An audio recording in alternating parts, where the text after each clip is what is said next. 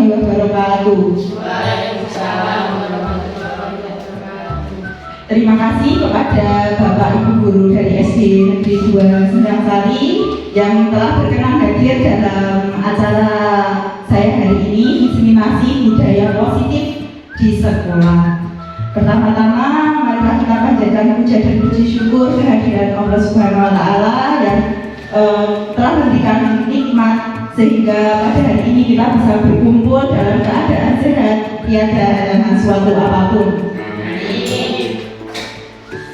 Langsung saja untuk menyingkat waktu, kita langsung ke materi. Maaf ya Bapak Ibu Guru. Pada hari ini kita akan membahas tentang budaya positif. Yang pertama, disiplin positif dan nilai-nilai kebajikan universal. Kemudian teori motivasi, hukuman dan penghargaan serta restitusi. Yang ketiga, keyakinan kelas. Yang keempat adalah kebutuhan dasar manusia dan dunia berkualitas. Yang kelima adalah restitusi 5 posisi kontrol, dan yang terakhir adalah segitiga restitusi.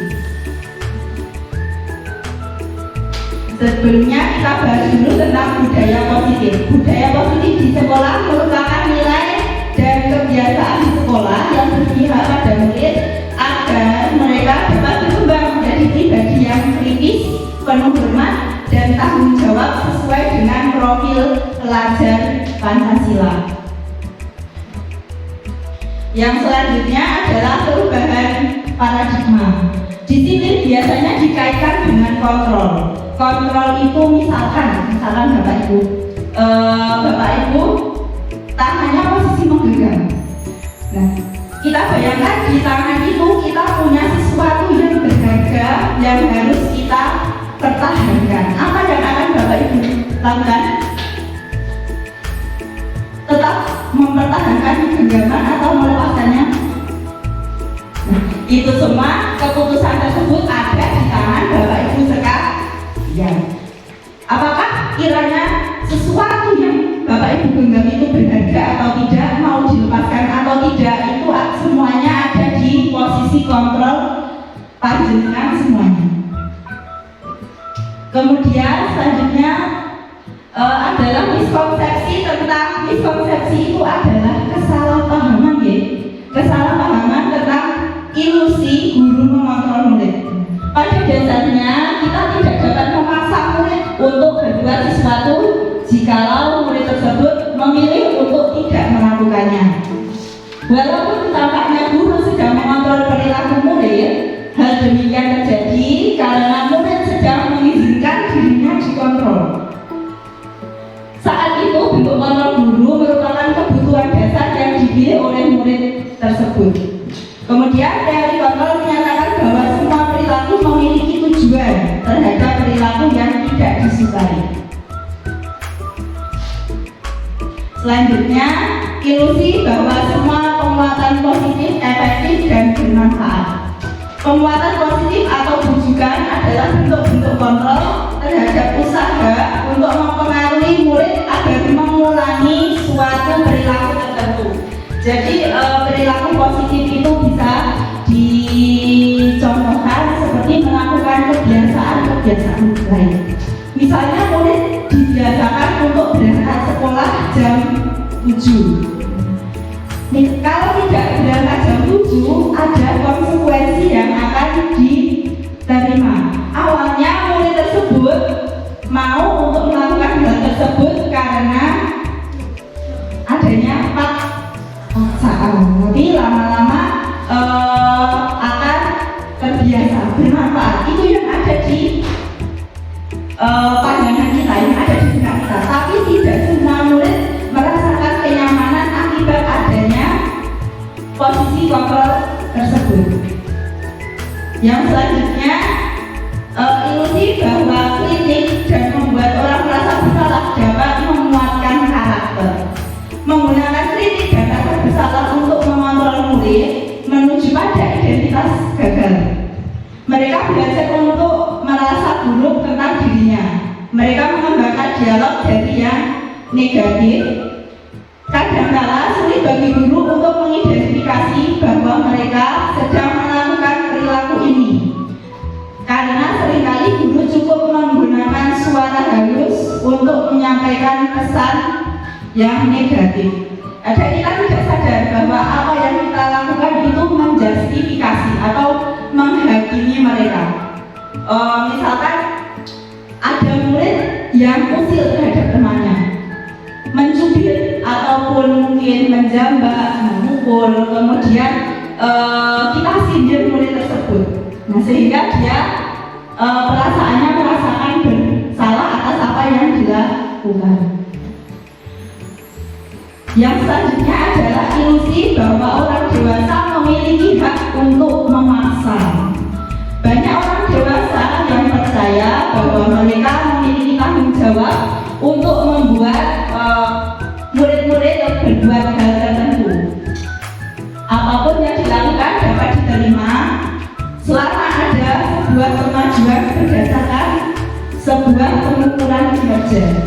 Pada saat itu pula, orang dewasa akan menyadari bahwa perilaku memaksa tidak efektif untuk jangka panjang dan sebuah hubungan permusuhan akan terbentuk. Pasti dalam diri anak itu akan memendam perasaan saya dulu diperlakukan seperti ini.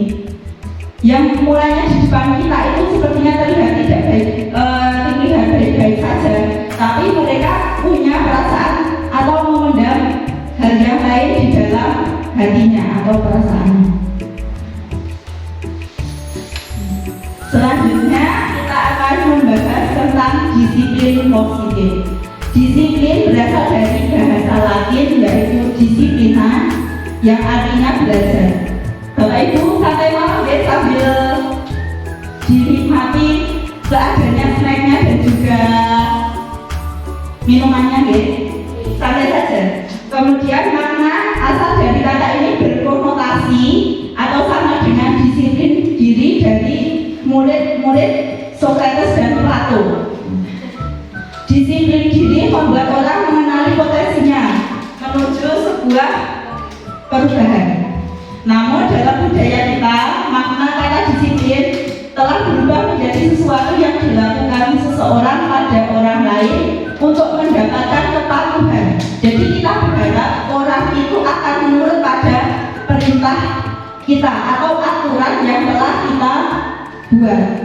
Kecenderungan umum adalah menghubungkan kata disiplin dengan ketidaknyamanan karena dilakukan dengan terpaksa, bukan dengan apa yang kita hargai atau pencapaian suatu tujuan mulia.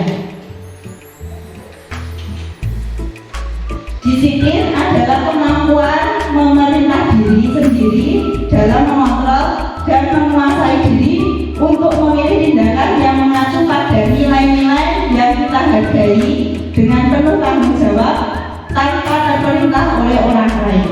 Nilai-nilai yang kita hargai adalah nilai kebajikan, nilai positif manusia yang merupakan tujuan mulia yang ingin dicapai suatu individu, yaitu sesuai dengan kurikulum yang kita terapkan saat ini, yaitu kurikulum Merdeka. Tentunya semuanya itu berkiblat pada profil pelajar Pancasila. Untuk selanjutnya kita akan membahas tentang kebutuhan dasar manusia. Nah, manusia itu memiliki 5 kebutuhan dasar ya Bapak Ibu. Ada di gambar di depan. Yang pertama di lingkaran tengah itu adalah survival atau untuk mempertahankan hidup. Kemudian belonging atau artinya ada yang tahu, mungkin ada gambar hati biasanya sudah langsung connect, atau belonging itu bisa disebut dengan kasih sayang. Kemudian power atau kekuatan, betul sekali. Fun yang artinya fun, nah jadi kesenangan. Dan yang terakhir adalah freedom atau kekuasaan. Baik Bapak Ibu, untuk mempermudah kita tentang apa yang kita pelajari hari ini ada satu contoh kasus dari Ibu Ria. Ibu Ria adalah guru kelas 6 di SD Permai. sedang bingung menghadapi ulah salah satu murid di kelasnya yang namanya adalah Agus. Biasanya memang Agus itu orangnya agak-agak gitu. Kemudian beberapa anak telah datang dan mengeluh Agus yang seringkali meminta bekal makan siang mereka dengan paksa. Jika Anda menghadapi situasi seperti Bulia, apa yang akan Anda lakukan?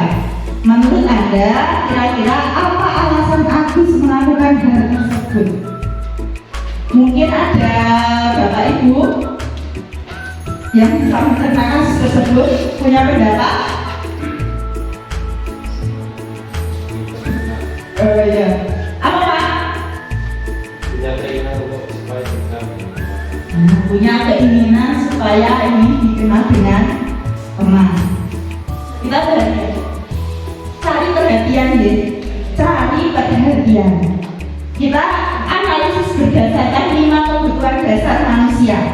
Yang pertama adalah survival. Agus merasa lapar dan orang tuanya tidak membawakan bekal makan siang. Itu juga bisa terjadi.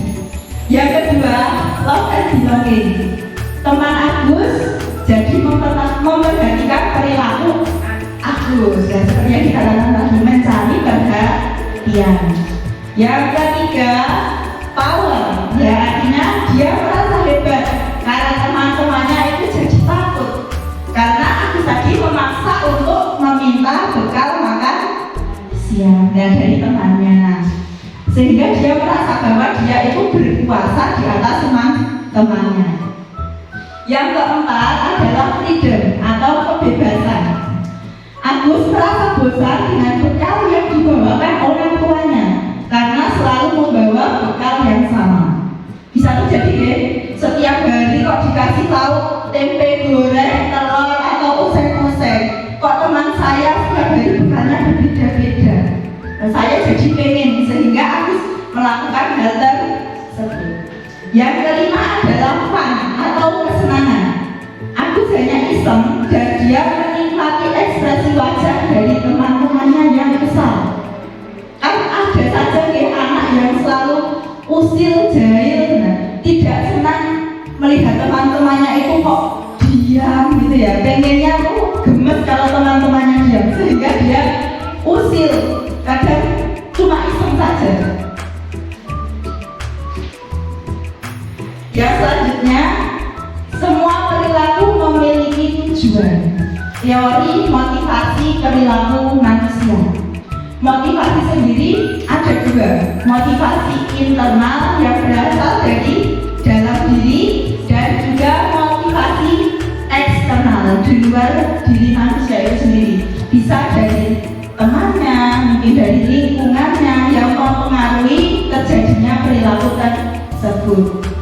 Untuk yang pertama, untuk menghindari ketidaknyamanan atau hukuman, apa yang akan terjadi apabila saya tidak melakukannya?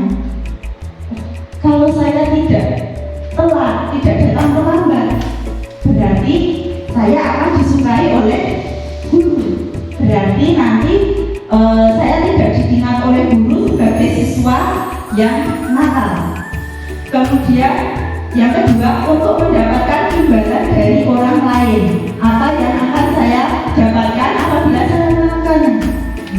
Kalau saya PM-nya nilainya bagus, nanti sama bu guru pasti dalam bahasa Jawanya dilem atau disanjung gitu ya, merasa bangga.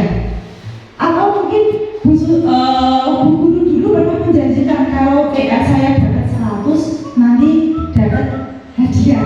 Nah, berarti dia melakukannya karena ingin mendapatkan imbalan. Imbalan itu bisa berupa mungkin kata sanjungan, bisa juga barang tertentu. Yang ketiga, ini merupakan motivasi internal untuk menghargai diri sendiri.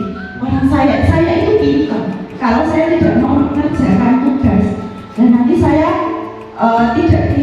tidak maksudnya kepintaran saya itu tidak ada gunanya.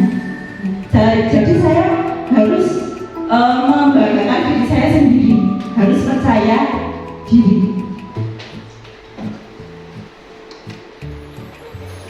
selanjutnya supaya tidak ngantuk, tidak tegang, kita lakukan ice breathing dulu ya.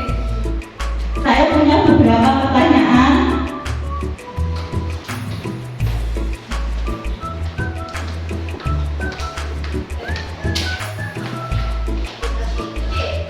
Ini menebak nama kota berdasarkan dari gabungan. Ini ada gambar oke, contohnya. Contohnya ada gambar sapi, kemudian ada kali tambah ya. T-nya dicoret, T-nya dicoret. Berarti Sabar. Betul sekali. Contohnya ya, kota Sabar.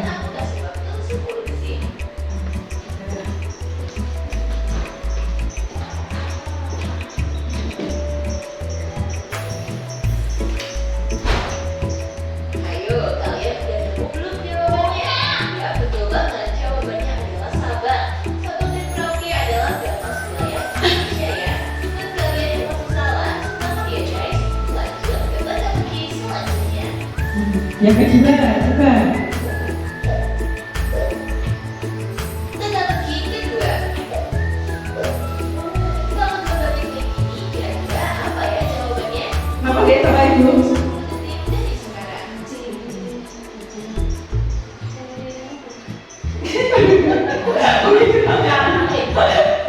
Gambar Ambon.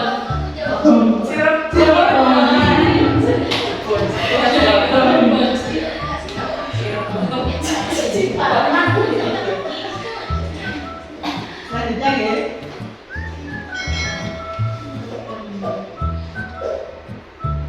Teka-teki ketiga. Ayo, kalau gambarnya kayak gini, kamu bisa tahu nggak? Aku kasih waktunya 1 detik dari sekarang ya. Aku kasih 10 menit. Kata ini aku masih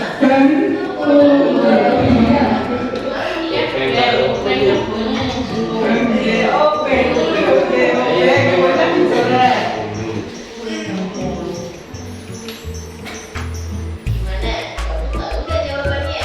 Jawabannya adalah 60 guys. Kamu benar atau salah? Jika dikasih salah, tetap semangat ya. Semangat, masih ada lagi.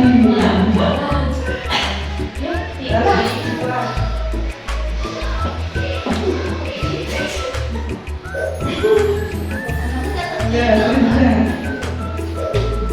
Kalau punya kayak gini, apakah kamu bisa juga? Coba ini dilihat dari Jakarta loh. Aku mulai waktunya dari sekarang ya. Mete.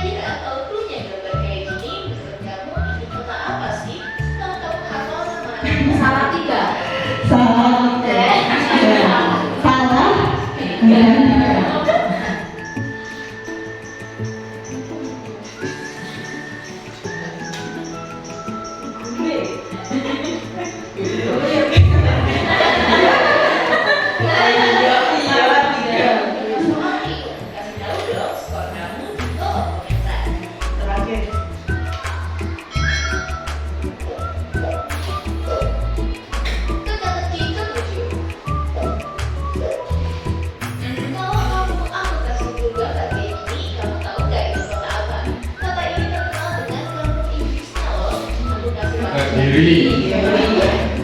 Ke kiri.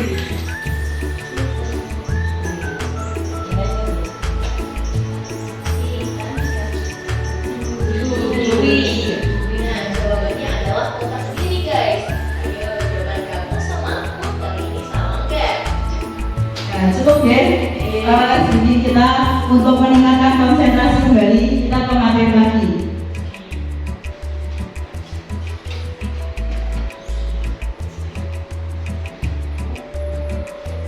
Monggo, enggak. Sebenarnya kita lagi. Iya.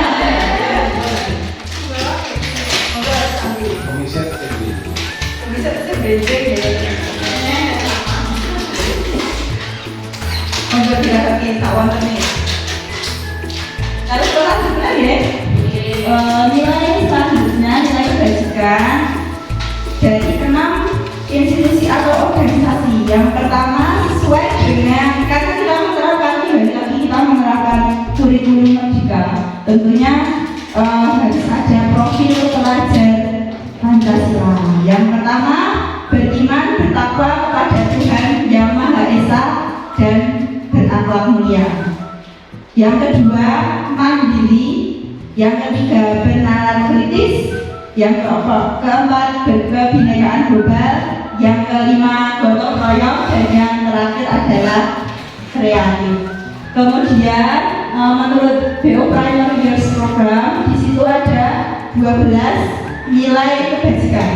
Yang pertama adalah toleransi, kemudian rasa hormat, integritas, mandiri, menghargai, antusias, empati, keingintahuan, kreativitas, kerjasama, percaya diri, dan komitmen. Yang pertama kita bahas dulu ke hukuman. Banyak orang dewasa yang percaya bahwa mereka memiliki tanggung jawab untuk membuat murid-murid berbuat hal-hal tertentu. Ada sebuah kemajuan berdasarkan sebuah pengukuran kinerja.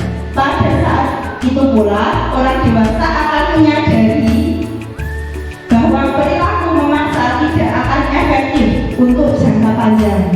Sebuah hubungan permusuhan akan terbentuk. Untuk jangka pendeknya mungkin mereka karena diberikan hukuman daripada saya besok kalau melanggar seperti ini dihukum, ya sudah, mending saya sekarang berhenti pada peraturan. Tetapi karena adanya rasa paksaan itu, jadi tidak efektif untuk kedepannya. Ketika peraturan itu sudah dirasa longgar, banyak dari mereka yang kemudian melanggar dari peraturan tersebut. Yang selanjutnya adalah konsekuensi. Di sini dalam bentuk konsekuensi sudah terencana atau sudah disepakati, sudah dibahas dan disetujui oleh murid. Bisa kita contohkan seperti saat membuat keyakinan kelas, karena itu bisa kita bentuk secara bersama-sama antara guru dan murid. Kemudian konsekuensinya juga sudah ditentukan. Yang menentukan siapa? Murid itu sendiri. Umumnya bentuk-bentuk konsekuensi dibuat oleh pihak guru atau sekolah, dan murid sudah mengetahui sebelumnya konsekuensi yang akan diterima bila ada pelanggaran. Pada konsekuensi murid tetap dibuat tidak nyaman, tetapi dalam jangka waktu yang pendek. Kalau hukuman tadi dia tidak nyamannya dalam waktu yang panjang, karena itu ditentukan oleh aturannya sudah ditentukan oleh sekolah atau aturannya sudah ada. Jadi mereka mau tidak mau harus mematuhi peraturan tersebut. Kemudian yang selanjutnya adalah restitusi. Ini istilah ini masih sangat asing untuk kita ya Bapak Ibu. Yang kita tahu adalah biasanya hukuman itu biasanya peraturan itu bentuknya dilarang makan di kelas, kemudian dilarang datang terlambat, dilarang membuang sampah sembarangan. Itu bentuk dari hukuman. Biasanya yang kita familiar dengan kita atau akrab dengan kita adalah hukuman. Kalau konsekuensi kadang kita juga masih kesulitan membedakan antara hukuman dengan konsekuensi itu apa. Ya, Bapak Ibu. Ya, apalagi sekarang kita tambah lagi membahas restitusi. Restitusi adalah proses menciptakan kondisi bagi murid untuk memperbaiki kesalahan mereka sehingga mereka bisa kembali pada kelompok mereka dengan karakter yang lebih kuat. Restitusi juga merupakan proses kolaboratif yang mengajarkan murid untuk mencari solusi untuk masalah mereka dan membantu murid berpikir tentang orang seperti apa yang mereka inginkan. Jadi di restitusi itu kita buat anak itu menyadari kesalahan mereka. Contohnya seperti ini. Mereka di kelas kemudian bermain, biasanya anak-anak wajar bermain ke kelas lempar-lemparan sehingga kelas itu akhirnya menjadi kotor. Nah, kalau hukuman itu biasanya kita langsung membentak anak. Jangan main ke kelas seperti itu. Ayo maju ke depan. Kemudian kita berikan hukuman. Kalau di restitusi itu kita berikan treatment yang berbeda, perlakuan yang berbeda. Anak tersebut kita panggil secara personal. Kemudian kita tanyakan apa yang sudah dia lakukan. Kemudian setelah itu kita buat anak tersebut menyadari kesalahannya. Setelah itu dia sendiri yang akan berpikir untuk memperbaiki dari kesalahan tersebut. Bisa dilihat, tapi tulisannya kecil-kecil ya. Hukuman dan sanksi atau konsekuensi. Hukuman itu suatu yang menyakitkan harus terjadi. Kemudian konsekuensi itu sesuatu harus terjadi, sedangkan di restitusi merupakan pilihan dari apa yang akan dilakukan oleh anak tersebut. Untuk selanjutnya, hukuman tidak nyaman untuk murid atau anak. Kemudian di konsekuensi tidak nyaman tapi dalam jangka waktu yang pendek. Dan yang terakhir, untuk restitusi menguatkan untuk anak dalam jangka yang panjang. Misalnya seperti tadi, dia memainkan kertas lempar-lemparan di kelas, kita panggil, apa yang kamu lakukan?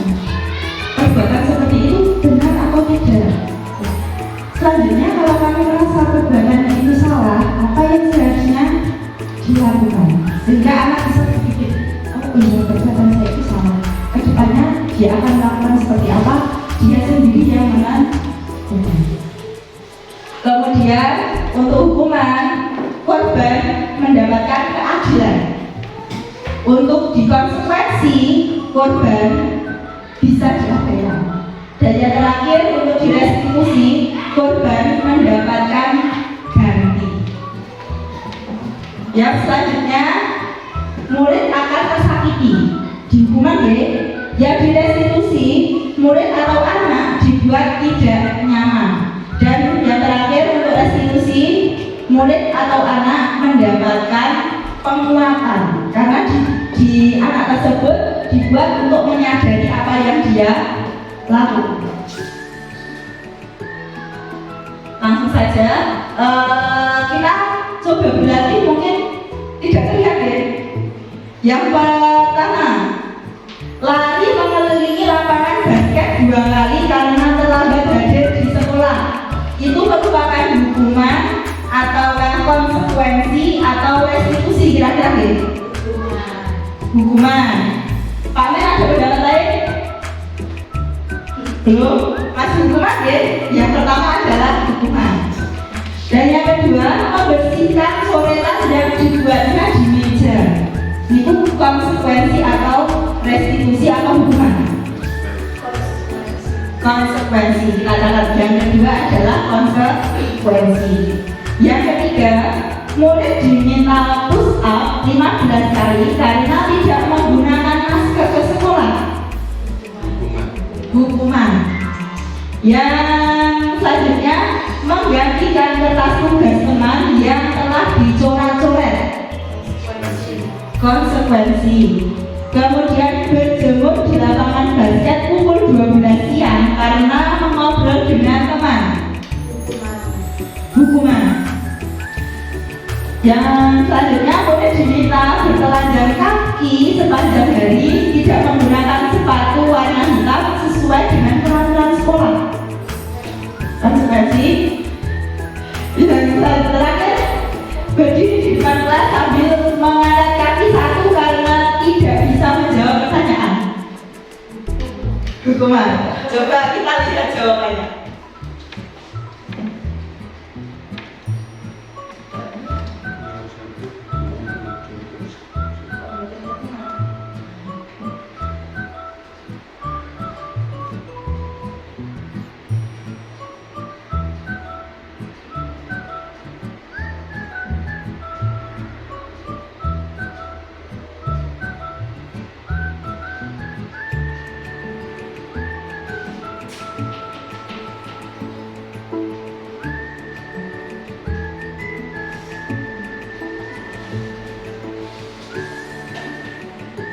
Ada kesalahan di PowerPoint yang saya buat karena ada perubahan tapi tidak tersimpan karena tadi kami sempat error di Babel karena tidak tersimpan di sini.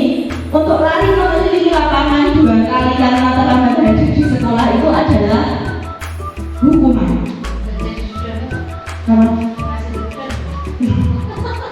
Belum karena tadi bayinya sempat mati gitu, sempat mati sendiri. Kemudian membersihkan coretan di bangku meja itu adalah konsekuensi. Murid diminta untuk push up itu adalah hukuman karena dia dibuat tidak nyaman, tidak nyaman dan dengan menggunakan hukuman fisik. Kemudian menggantikan kertas tugas teman yang telah dicoret-coret adalah konsekuensi. Nah, berjemur di lapangan basket pukul 12 merupakan hukuman. Kemudian diminta untuk bertelanjang kaki itu juga adalah hukuman dan berdiri di depan kelas dengan mengangkat satu kaki itu juga hukuman.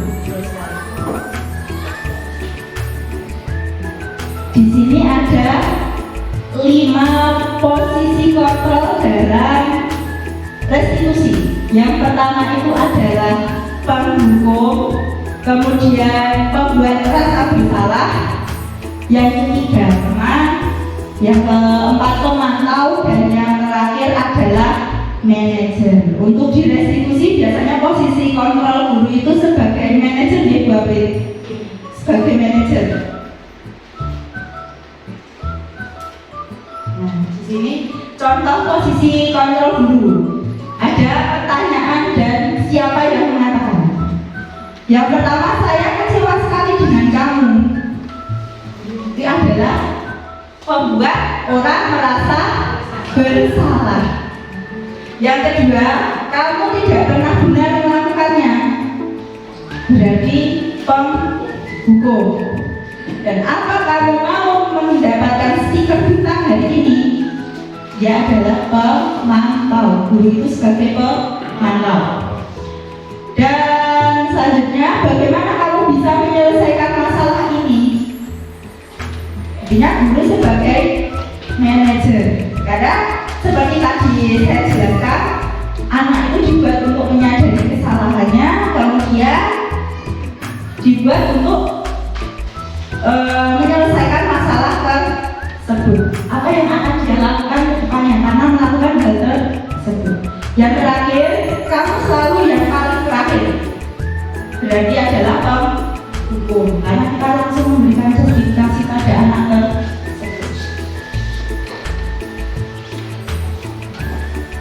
Untuk lebih jelasnya, di sini yang pertama, posisi seorang penghukum itu bisa menggunakan hukuman fisik maupun verbal. Jadi ya, kalau penghukum itu biasanya agak keras, kata-katanya agak keras. Kemudian orang yang menjalankan posisi penghukum senantiasa mengatakan bahwa lebih menekan murid-murid lebih dalam lagi.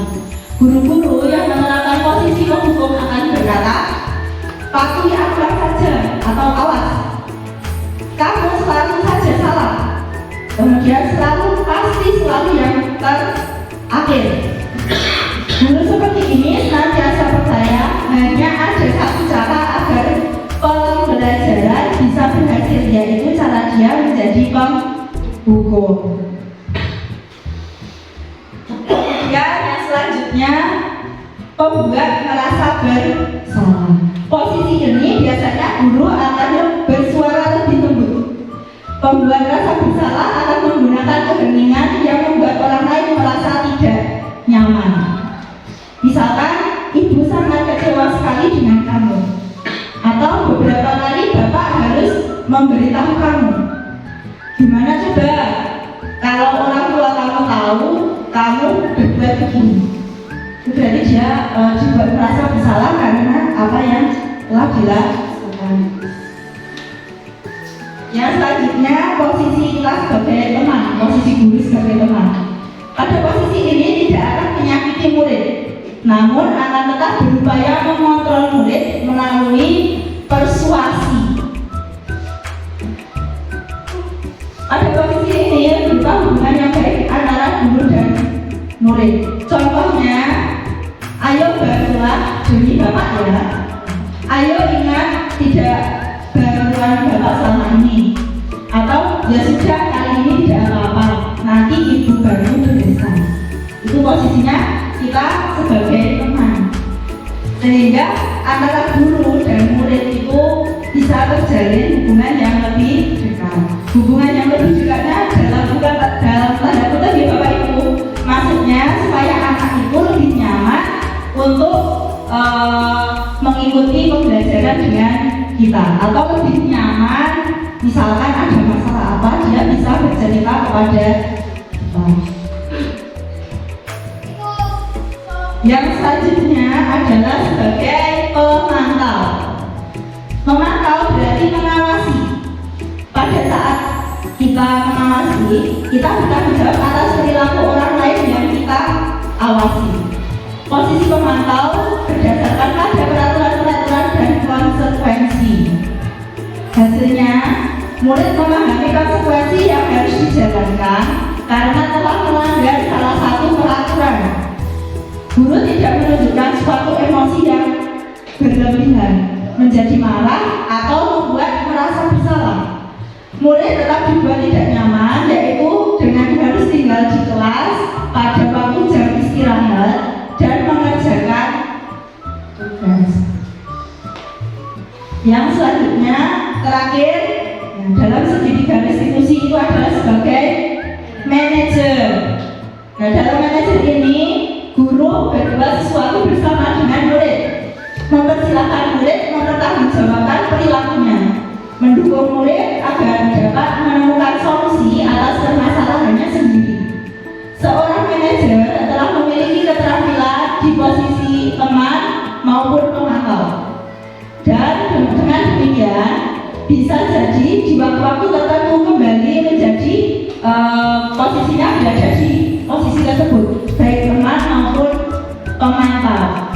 Contohnya, seorang manajer itu biasanya berkata, apa yang kita yakini, apa yang kamu yakini, karena kita kembali lagi sebagai manajer kita sudah membuat, biasanya kita sudah membuat keyakinan kelas bersama-sama. Jadi anak itu dilibatkan dalam membuat peraturan. Kemudian apabila ada yang melanggar, mereka juga yang menentukan konsekuensinya. Bukan seperti dulu ya, pada waktu itu atau dulu kita misalkan anak datang terlambat, ya masuk ke sini, berdiri di depan kelas sampai nanti misalkan jam istirahat.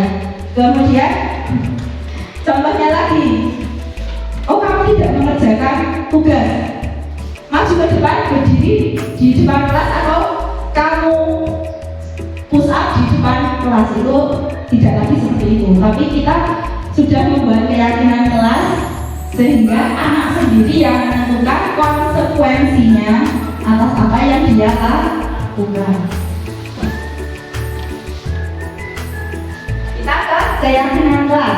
selanjutnya adalah keyakinan kelas. Untuk saat ini Bapak Ibu, saya yakini masih sangat asing dengan apa yang namanya keyakinan kelas. Kalau dulu namanya adalah kesepakatan kelas. Keyakinan kelas tersebut adalah setiap tindakan atau perilaku yang kita lakukan di dalam kelas dapat menentukan terciptanya sebuah lingkungan yang positif. Perilaku warga kelas tersebut menjadi sebuah kebiasaan yang akhirnya membentuk sebuah budaya positif. Jadi penyatuan pemikiran untuk mendapatkan nilai-nilai kebajikan. Tadi sudah saya jelaskan kebajikan universal. Ada contohnya toleransi, kemudian komitmen, percaya diri dan lain-lain. Masih banyak nih tadi ya, ada 12 nilai kebajikan universal.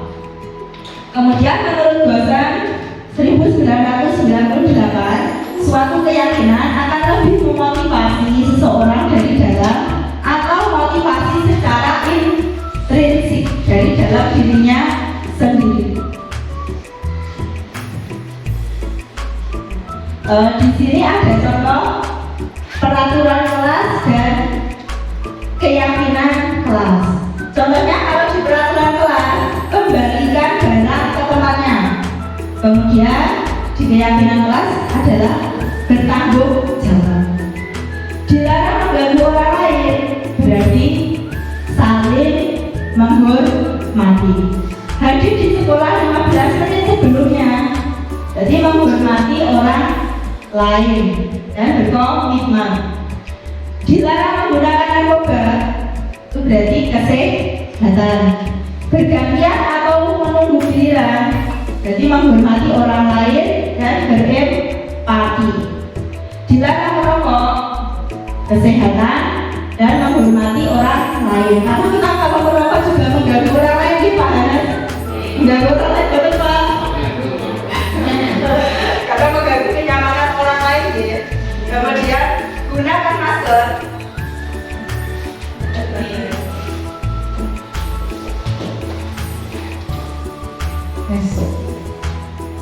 Jadi selanjutnya gunakan masker itu ada hubungannya dengan kesehatan dan keamanan, karena kita kemarin sempat mengalami masa pandemi yang cukup panjang ya, kurang lebih 3 tahun.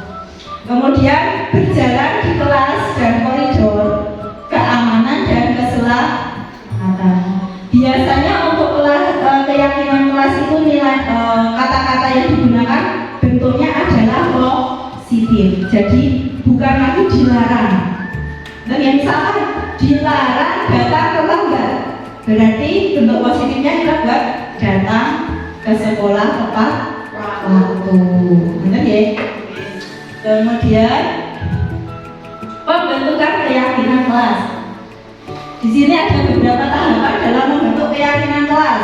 Yang pertama bersifat abstrak daripada peraturan yang lebih rinci dan konkret. Seperti contohnya tadi, misalkan dilarang merokok, ada kenyamanan dan juga kesehatan.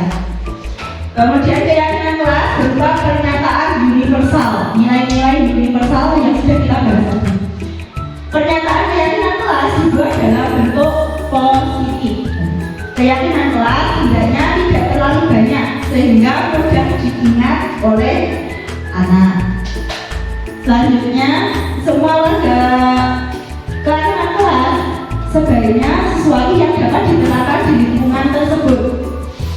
Selanjutnya, semua warga kelas ikut berkontribusi dalam pembuatan keyakinan kelas. Kita diskusikan apa yang akan kita sepakati bersama untuk diterapkan di kelas, termasuk tadi konsekuensi.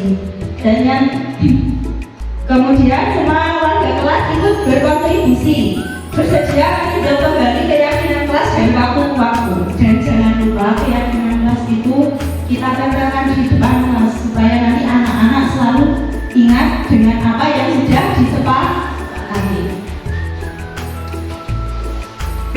Ini contoh keyakinan kelas. Ada berbagai jenjang ya, ada kelas bawah itu kelas 1, kemudian kelas atas itu diwakili dengan kelas 5, dan yang terakhir kelas 7 itu berarti sudah SMP. Kalau kelas 1 setiap anggota kelas perlu belajar, setiap anggota kelas perlu senang. Itu untuk anak-anak kelas 1. Yang kelas 5 selalu bersikap positif, senantiasa menjadi diri sendiri. Untuk kelas 7 sudah berbeda lagi karena jenjang mereka yang sudah lebih tinggi. Kami meyakini bahwa sangat penting untuk menghormati semua orang dan barang milik orang lain. Ini mungkin materi kita yang terakhir, segitiga restitusi. Proses menciptakan kondisi bagi murid untuk memperbaiki kesalahan mereka sehingga mereka bisa kembali pada kelompok mereka. Melalui restitusi, guru dapat pertama membantu murid menjadi lebih memiliki tujuan, disiplin positif, serta memulihkan dirinya setelah berbuat salah. Yang kedua, membantu murid untuk jujur pada diri sendiri dan mengevaluasi dampak dari kesalahan yang dilakukan. Dan yang ketiga, memberikan penawaran bukan paksaan.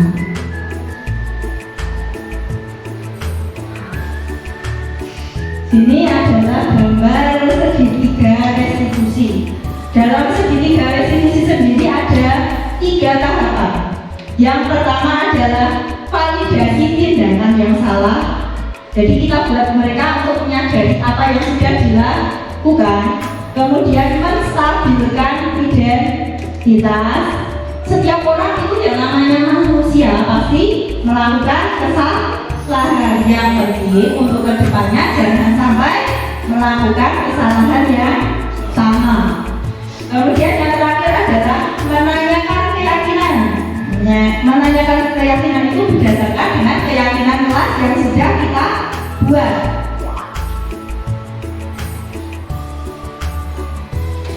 Untuk menstabilkan identitas itu seperti tadi kita buat anak itu menyadari kesalahan yang sudah dilakukan. Bagian dasar dari segitiga restitusi itu adalah menstabilkan identitas untuk mengubah identitas anak dari orang yang gagal karena melakukan kesalahan menjadi yang sukses, karena bersedia memperbaiki apa yang sudah dilakukan. Tahapan yang kedua adalah validasi tindakan yang salah. Setiap tindakan yang kita lakukan dengan suatu tujuan, yaitu memenuhi kebutuhan dasar. Ada berapa kebutuhan dasar tadi Bapak Ibu? Ada 5 kebutuhan dasar. Menurut teori kontrol, semua tindakan manusia baik atau buruk pasti memiliki maksud atau tujuan. Seorang guru yang memahami teori kontrol pasti akan mengubah pandangannya dari stimulus dan respon menjadi cara yang lebih proaktif, melakukan pendekatan kepada anak.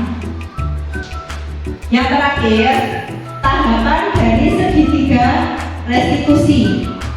Menanyakan keyakinan, apa yang kita percaya sebagai kelas atau keluarga. Apa nilai-nilai umum yang telah kita sepakati? Apa bayangan kita tentang kelas yang ideal? Dan yang terakhir, kamu mau jadi orang yang seperti apa? Itu termasuk dalam tahapan terakhir, yaitu menanyakan keyakinan. Untuk penerapan budaya positif sendiri, contohnya seperti yang saya lakukan pada tugas guru sebelumnya di demonstrasi kontekstual.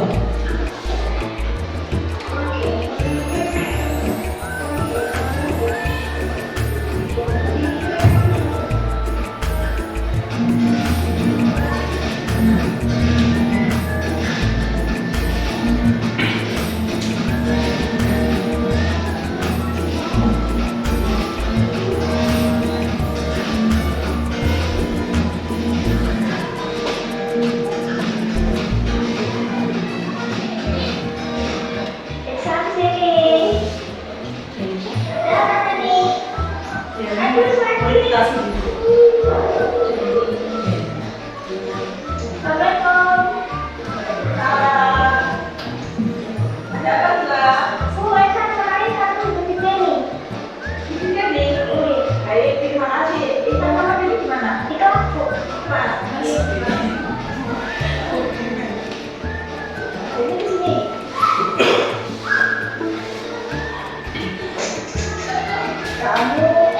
katanya temanku mencuci pikiran sambil menangis. Betul atau tidak?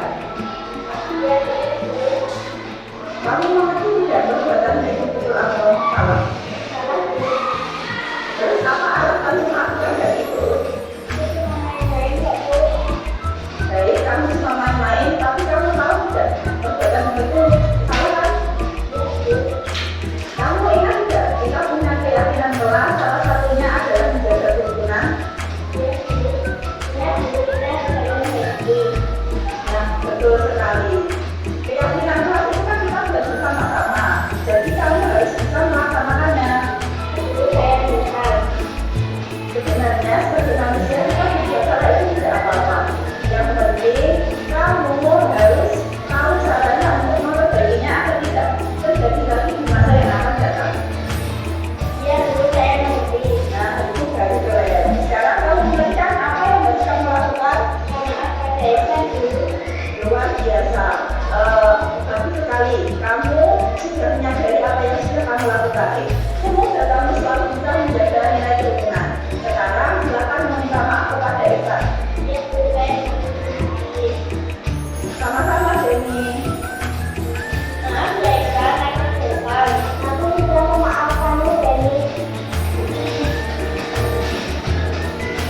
Terima kasih ya kakak. Belum terbiasa.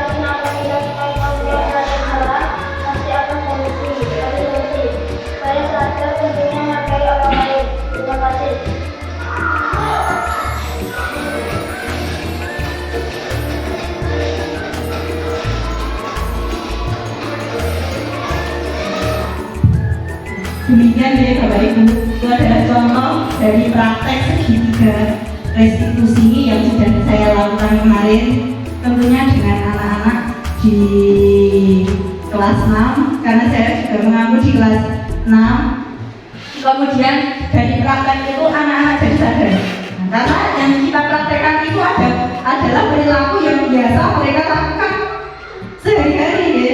Sudah biasa kalau misalnya Denny nyubit Iksan, nyubit Adi sampai akhirnya nangis. Tapi akhirnya setelah melakukan praktek tersebut, anak itu jadi menyadari apa yang dia lakukan, sehingga tahu apa yang akan dilakukan ke depannya, tidak mengulangi hal-hal tersebut. Dari yang sudah saya paparkan panjang dan lebar tadi, kira-kira mungkin ada refleksi dari Bapak Ibu sekalian atau ada pendapat dari Bapak Ibu sekalian? Lagi mungkin.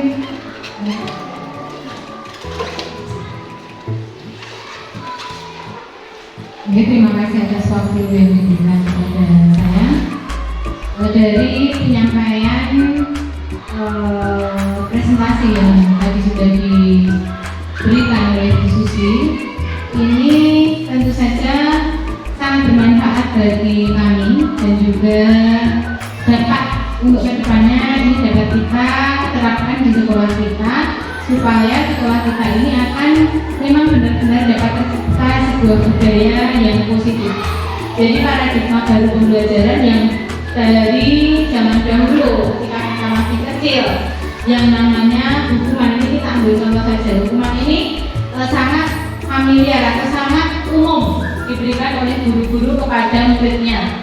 Pada saat itu saya masih ingat ketika teman saya misalkan melakukan kesalahan di dalam kapur, di duduk buding, ini merupakan suatu hal yang biasa.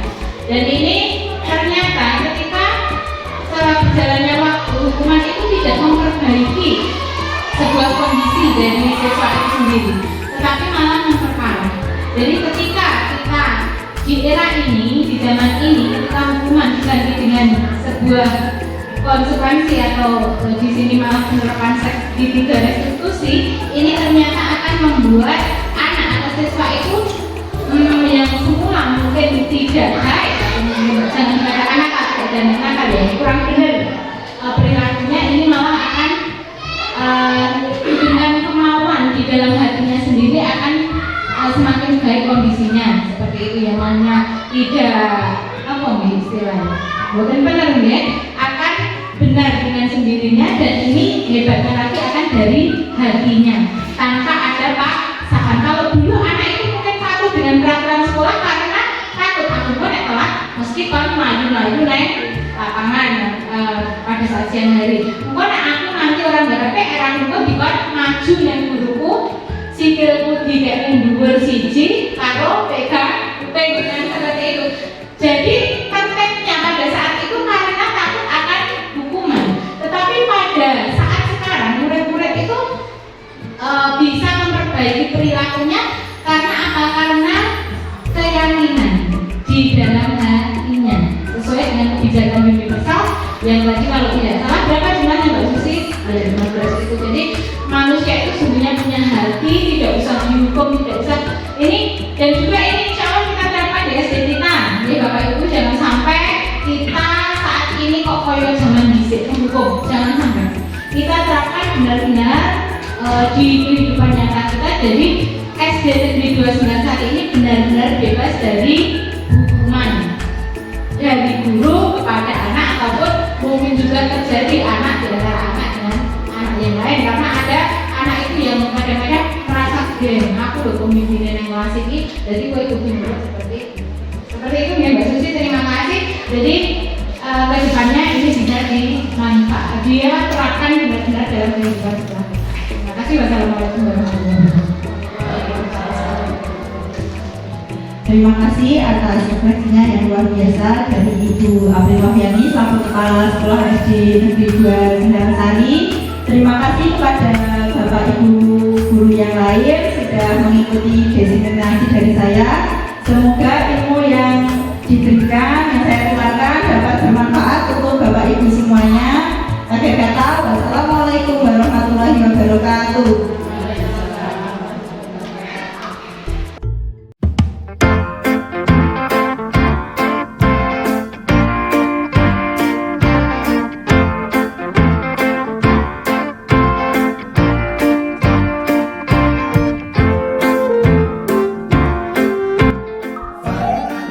Assalamualaikum warahmatullahi wabarakatuh.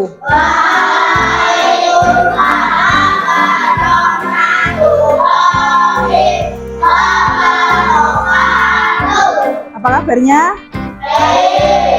Ada yang tidak masuk? Siapa yang tidak masuk? Ismail kemana? Oke, Jakarta izin ya berarti ya. Sebelum memulai kegiatan hari ini, kita berdoa terlebih dahulu. Ketua kelas silahkan dipersiapkan. Berdoa mulai.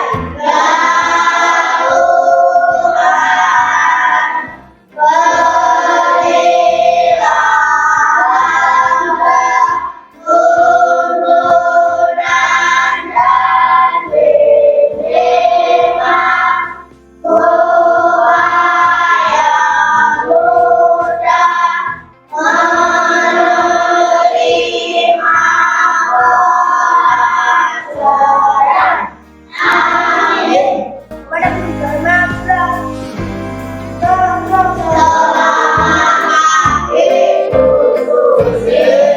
Selamat pagi. Assalamualaikum warahmatullahi wabarakatuh.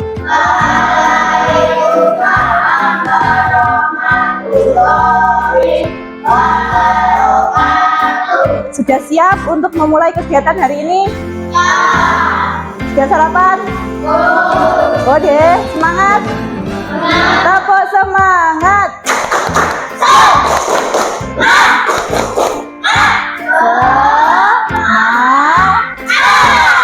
Oke, semuanya bagus.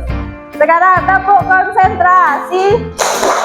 Aku konsentrasi karena aku ingin tahu. Guruku berbicara, aku yang mendengarkan. Siap. Oke, siap semuanya ya. Pada hari ini kita akan menyusun keyakinan kelas. Keyakinan kelas itu akan kita sepakati bersama-sama. Kita buat bersama. Apa gunanya keyakinan kelas? Untuk terciptanya ketertiban, kemudian kenyamanan, dan juga kerukunan bersama. Nah, anak-anakku semuanya, adakah yang punya ide atau gambaran kelas kita itu, kalian maunya kelas kita itu seperti apa? Maunya kelasnya seperti apa? Yang bagus ya, rapi, nyaman, terus menarik, bersih, rukun. Nah, itu nanti semua akan kita tuangkan dalam keyakinan ke kelas. Setuju kelas kita akan menjadi kelas yang nyaman, menyenangkan, bersih, rukun. Apa tadi? Bersih, rukun, senang, toleransi. Nah, sebelumnya Ibu akan membagikan, ini namanya, ada yang tahu ini namanya apa? Sticky note. Silahkan kalian tuangkan ide atau gagasan kalian itu maunya kelas IPA itu seperti apa. Di dalam keyakinan kelas ada perbedaan antara keyakinan kelas dan juga peraturan kelas. Kalau keyakinan kelas itu kita sepakati bersama, baik nilai-nilainya maupun konsekuensinya. Konsekuensi, ada yang tahu konsekuensi itu apa? Konsekuensi itu artinya akibat apabila kalian tidak menaati keyakinan kelas yang sudah disepakati bersama. Kalau dulu di peraturan itu biasanya, kalau peraturan itu contohnya bunyinya seperti apa? Peraturan misalkan apa? Dilarang apa? Dilarang makan di jam pelajaran atau di kelas. Terlambat boleh enggak? Tidak boleh, berarti tidak boleh datang terlambat. Terus apa lagi? Dilarang membuang sampah sembarangan. Nah, sedangkan di keyakinan kelas itu biasanya kalimatnya bersifat kalimat positif. Kalimat positif itu contohnya apa? Misalkan dilarang datang terlambat. Berarti bukan tidak boleh, tapi apa? Datang tepat waktu. Misalkan seperti itu. Mengerti? Mengerti? Nah, Ibu akan membagikan sticky note ini. Kalian silahkan tulis pendapatnya masing-masing. Dan di Iksan, Aulia, Adel, Priscilla, Putra, kemudian Tia, Ratna, Cinta, Pamela, masih kurang Riko, Kevin, kemudian Adi, terakhir ada satu kertas lagi sih, Afin. Oke, perhatikan. Di sticky note itu kalau kamu pegang itu pasti ada bagian yang lengket. Nah itu jangan ditulis di bagian yang itu, nanti fungsinya untuk menempel di depan. Nah ditempelkan di depan kelas nanti. Nah kamu tulis di halaman sebaliknya. Ide kamu tentang keyakinan kelas itu apa yang mau ditulis di sini? Itu ya. Silahkan ditulis. Misalkan tadi apa? Datang tepat waktu. Nah, lainnya silahkan mau nulis apa bebas. Tidak ada yang salah. Silakan tuliskan ide kamu di kertas tersebut.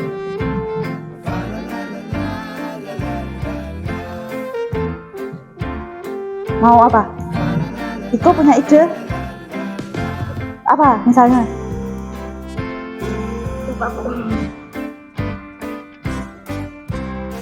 Coba pakaian mungkin? Nah, mungkin pakaiannya, mungkin berkatanya yang seperti apa?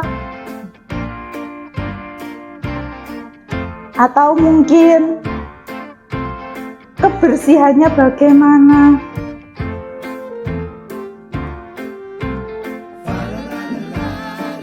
Kamu tulis satu aja nggak apa-apa, punya ide satu ya satu aja. Punya idenya satu nggak apa-apa, tulis aja satu. Udah, yang sudah bisa ditempelkan di depan kelas. Sini, nah di papan tulis silahkan. Silahkan ditempelkan di depan. Yang urutan aja ya. Masih memikirkan idenya, boleh.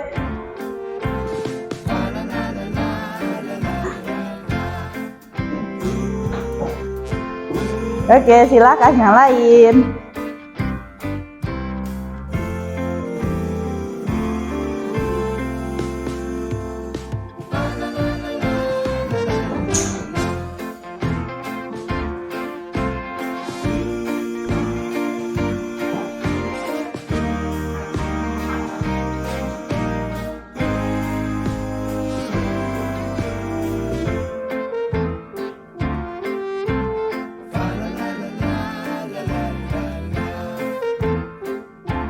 Banyak sekali di sini. Contohnya ada berpakaian rapi sesuai aturan sekolah. Kemudian datang tepat waktu. Keluar masuk izin ibu guru. Bertoleransi sesama teman dan guru. Menghargai guru dan teman-teman. Taat dan disiplin dalam berpakaian dan kebersihan kelas. Tidak membuang sampah sembarangan. Nanti ini kata-katanya bisa kita perbaiki. Karena kita di dalam keyakinan kelas harus menggunakan kata-kata yang apa tadi? Kata-kata yang positif. Jangan ada kata dilarang gitu ya. Karena itu untuk demi kenyamanan ketertiban kamu sendiri. Masuk kelas tepat waktu. Oke. Menjaga kebersihan. Ada yang belum? Masih ada Tia. Iya, bisa. Masih ada Tia, Kevin dan juga Riko. Ya boleh, silakan ditambah depan.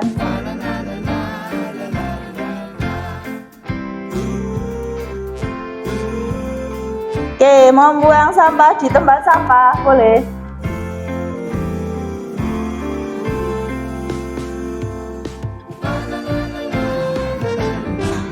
Kita tunggu temannya dulu ya.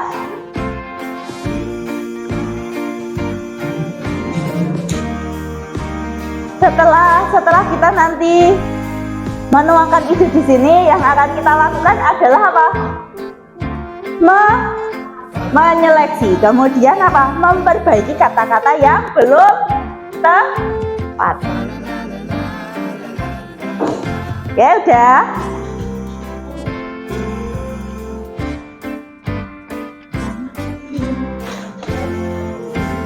Menjaga keamanan kelas. jiwa-jiwa satpam kelas ya. Security, menjaga keamanan kelas. Membuang sampah, dilarang membuang sampah sembarangan. Oke, terakhir, buang sampah pada tempatnya. Nah, kita tadi sudah sepakat bahwa keyakinan kelas kita adalah kata yang bersifat positif. Ada beberapa ide yang sama. Misalkan di sini, membuang sampah di tempat sampah, kemudian untuk dilarang sepertinya diganti saja ya, membuang sampah pada tempatnya ya. Buang sampah pada tempatnya. Nah, ini nanti bisa jadi satu. Ada 3 ide yang sama. Kemudian menjaga kebersihan.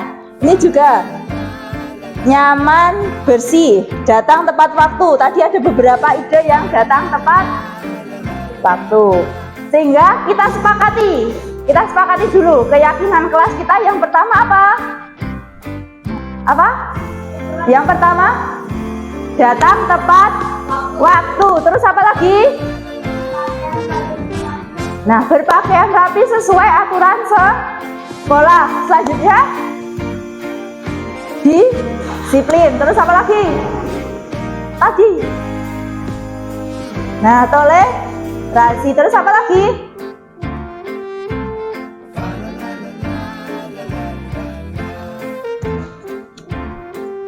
Terus apa lagi? Berkata sopan. Terus apa lagi? Nah, berpakaian rapi sesuai aturan sekolah tadi udah. Keluar masuk dengan izin guru. Terus apa lagi? Nah, melaksanakan tugas tiket. Oke, kita sepakati nanti ibu akan memberikan kertas ini ya. Kertas apa ini namanya? Karton. Kertas karton ya. Silahkan nanti kamu tulis idenya di kertas origami, kemudian kita tempelkan di kertas karton untuk selanjutnya dipasang di depan kelas. Tujuannya apa dipasang di depan kelas? Supaya apa? Supaya apa? Ada yang tahu kenapa harus dipasang di depan kelas? Supaya apa? Supaya kita ingat terus. Setiap hari dibaca, jangan sampai lupa kesepakatan atau keyakinan kelas kita. Oke, nanti kalau sudah selesai ditulis di kertas origami, silakan kemudian dipotong dan ditempelkan di kertas karton di depan. Ya, sudah menulis semuanya. Ada yang tidak punya spidol, yang belum kebagian spidol siapa? Udah?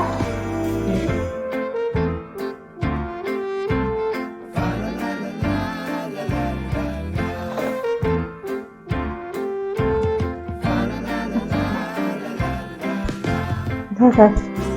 Sampai mana? Udah digunting belum? Dan teman.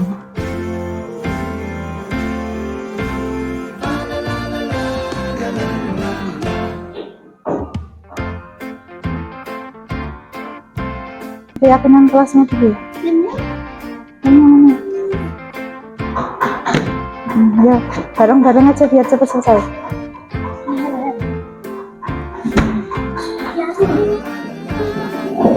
Bantu yang keyakinan kelasnya. Tengok ya, limnya agak banyak, soalnya agak banyak lepas. Support anginnya banter. Di pas ke nggak harus nomor 5, nggak apa-apa, yang penting nah di nanti aja bunganya kalau udah ada space.